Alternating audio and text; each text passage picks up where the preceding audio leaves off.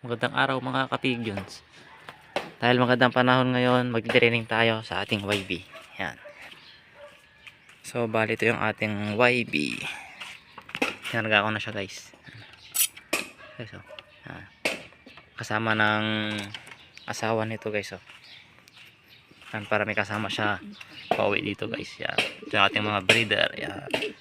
Napakaangas. Let's G. So yun guys, andito tayo sa area guys kung saan tayo magpapalipad ng alaga nating kalapate.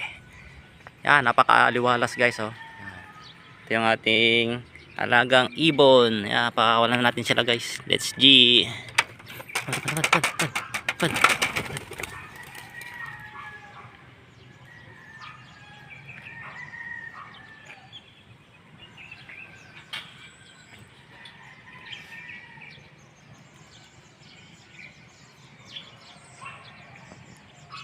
Let's go.